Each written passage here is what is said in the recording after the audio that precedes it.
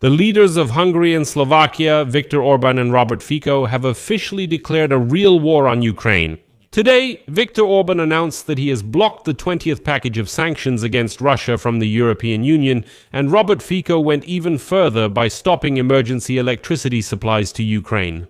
And all because Ukraine refused to allow the Hungarians and Slovaks to repair the Druzhba oil pipeline through which both countries receive oil from Russia. And it was Russia itself that sabotaged it back at the end of January.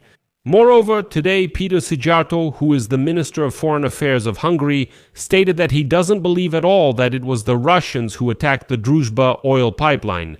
And moreover, Hungarian schools started receiving letters, supposedly in Ukrainian, with threats of terrorist attacks, and as a result, Hungary ended up accusing Ukraine of hatred. In fact, Viktor Orban has started using every possible method to exploit the topic of Ukraine in his election campaign. Because on February 21st, the election season officially started in Hungary, and the elections themselves are already in April. And in this episode, we'll analyze exactly how Viktor Orban and Robert Fico are putting pressure on Ukraine, and the main question is, why? My name is Alexei Pechi, let's discuss this topic together. But before we start, I ask you to subscribe to this channel, hit the like button, and leave any comment under this episode. Also, subscribe to my Telegram channel, Pechi News. The link is in the description of this video. So today, Viktor Orban announced that Hungary will block the 20th package of European sanctions against Russia because Ukraine has stopped the transit of Russian oil through the Druzhba pipeline. Here's a quote from Orban: "We will remain inactive as long as the Druzhba pipeline is closed. We will ensure fuel supplies to Hungary and take the necessary countermeasures to resume deliveries." But among other measures mentioned by the Hungarian Prime Minister are the suspension of diesel supplies to Ukraine and the refusal to provide Ukraine with any military loans. This refers to the €90 billion loan that the European Union approved for Ukraine the day before. And now Orban says that this loan will also be blocked, sanctions against Russia will be blocked, and diesel supplies to Ukraine will be blocked. The Minister of Foreign Affairs of Ukraine, Andrii Sybiha, had previously explained the suspension of deliveries through the Druzhba oil pipeline starting January 27th, with Hungary keeping silent about the fact that Russia struck a section of the pipeline on Ukrainian territory, essentially blowing it up. In response, Budapest stated that the Ukrainian side had allegedly cut off the power supply to that section of the pipeline. There was no explosion there. The Prime Minister of Slovakia, Robert Fico, also accused Ukraine on February 15th of deliberately delaying the resumption of exports. But at least this one doesn't say that the Russians didn't attack the oil pipeline. And today, the Hungarian Foreign Minister, Peter Szijjártó, stated that the Druzhba oil pipeline was not destroyed by a Russian strike, and that Ukraine made a political decision to stop supplying Russian oil to Hungary in order to support the Hungarian opposition in the elections. And this is the real reason behind all the anti-Ukrainian hysteria. In April, there will be elections in Hungary, and Viktor Orban's party is currently losing according to all sociological polls. Szijjártó claimed that supposedly Russia did not damage the Druzhba oil pipeline, and that the attack itself was completely fabricated in Kiev. Here is his quote: "The Druzhba pipeline was not affected by any Russian actions. The pipeline itself was not damaged. At present, there is no physical reason or physical obstacle preventing the resumption of the supply of Russian oil to Hungary. And that's why Hungary will continue to block both the 20th package of European Union sanctions against the Russian Federation and the allocation of €90 billion in European credit to Ukraine. That's all." This is pure blackmail against Hungary in order to change our position on Ukraine, Ukraine's EU membership and all that. The Ukrainians are coordinating their actions with the Hungarian opposition since Hungary is in the stage of preparing for elections. So, when the Ukrainians decide to resume oil supplies, we can reconsider this whole situation. The ball is in their court, not ours, but friends, that's not all. The same Peter Szijjártó today accused Ukraine of anti-Hungarian policies, as well as hatred towards Hungary. The problem is that the Ukrainian state hates Hungary and has been pursuing anti-Hungarian policies for the past 10 years. Ukraine is behaving very hostile towards Hungary. Ask the Ukrainians why they stopped supplying oil to Hungary, why they are jeopardizing Hungary's energy security, and why they are not restoring the rights of the Hungarian national community. I'm very interested to hear their answer. The European Commission is acting like a Ukrainian Commission, putting Ukraine's interests above those of Hungary. Peter Sijato, to answer briefly, Ukraine does not supply Russian oil to Hungary because this unwashed savage Russia makes money from this oil and then spends that money on shells and missiles that are fired at Ukraine.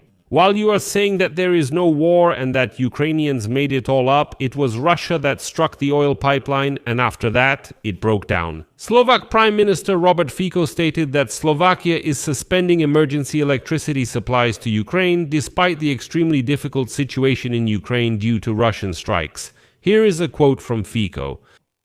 Starting today, the rules are in effect that if the Ukrainian side asks Slovakia for help in stabilizing the Ukrainian energy grid, such assistance will not be provided. This is the first retaliatory step that the Slovak government has the right to take without violating any international rules or obligations. If Ukraine continues to damage the supply of Russian oil to Slovakia, the government will reconsider its previous constructive positions regarding Ukraine's EU membership and will prepare further measures. But let's get back to our little Viktor Orban. In Hungary, the election campaign officially began on February 21st, and parliamentary elections will be held in this country as early as April 12th. And now the current head of the Hungarian government, Viktor Orban, and his party Fidesz could lose these elections for the first time in a long while. According to opinion polls, the opposition party TISA is already ahead of the Fidesz party by 10%. And this loss in the elections for Orban and his circle would mean not only losing power and access to state funding, but also the threat of criminal prosecution. And many people there may be involved in corruption. And the government of the Hungarian Prime Minister continues to buy oil from Russia, since it receives significant discounts. Well, and of course, Orban does not want Hungarians to receive bills with increased utility charges just a few months before the elections. But the main point is not even that, but that there are a number of funds in Hungary that control the windfall profits of the oil giant. These are the MOL companies, and all these funds are connected to that very Viktor Orban. In short, the MOL company makes money on the difference by buying cheap Russian oil and selling petroleum products, that is, fuel, to Hungarians at the European market price. I recently talked about this paradoxical situation on this YouTube channel. The Czech Republic, which buys non-Russian oil at a higher price and so on, still managed to sell fuel to Czechs at gas stations. 18% cheaper than the same fuel costs in Hungary, which buys cheaper oil, meaning the raw material for the same fuel. Basically, the MOL company is making super profits, and since the beginning of 2022 their profits have increased by 30%. And part of this profit then ends up in funds that are directly connected to Viktor Orban. Now it's worth looking at the whole situation a bit more broadly. Viktor Orban is now trying to discredit the leader of the TISA party, Peter Magyar, and the latter recently reported that Viktor Orban's team is planning to blackmail him by publishing intimate videos with his partner that were filmed with a hidden camera. Magyar called such actions by Orban's team a Russian-style campaign. But another key element of Viktor Orban's election campaign is anti-Ukrainian rhetoric, and here Orban is playing as dirty as possible. After all, on the eve of the election, government institutions and schools all over Hungary began receiving bomb threat letters that were supposedly written in Ukrainian. Well, you know, it's just like Jarosz's business card. So, in Hungary, supposedly Ukrainians decided to carry out terrorist attacks and are writing notes in Ukrainian, not in Hungarian, but specifically in Ukrainian. Experts call such provocations a false flag operation. Hungarian law enforcement did not find any explosives, but pro-government, pro-Orban media began publicly accusing Ukraine of allegedly interfering in Hungary's electoral process, claiming that Ukraine, with these bomb threat notes in Ukrainian, is trying to intimidate Hungarian voters.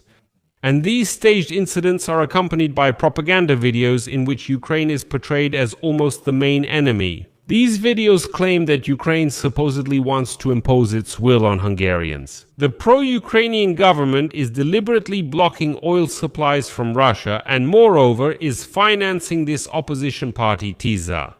And while the Prime Minister of Slovakia stopped electricity supplies to Ukraine, here Orban acted even more cunningly in this situation. Let me remind you, they aren't supplying us with diesel. But Viktor Orban stated that he would not stop electricity supplies to Ukraine so as not to create problems for Hungarians living in Transcarpathia. The Hungarian Prime Minister also states that normalization of Ukrainian-Hungarian relations, including diplomatic and economic ties, is only possible after the war ends.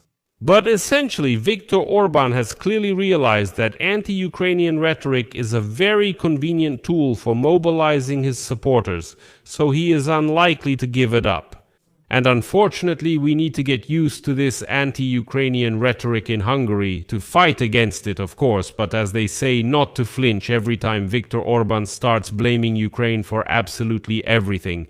I'll leave it at that. Share your opinions and conclusions in the comments below this episode, subscribe to the channel, hit the bell, and don't forget to like if you found this episode interesting and useful. You can support the work of this YouTube channel financially with any donation or paid subscription using the links and details in the video description or by scanning the QR code on your screen. That's all for now. Take care of yourselves. Goodbye, everyone.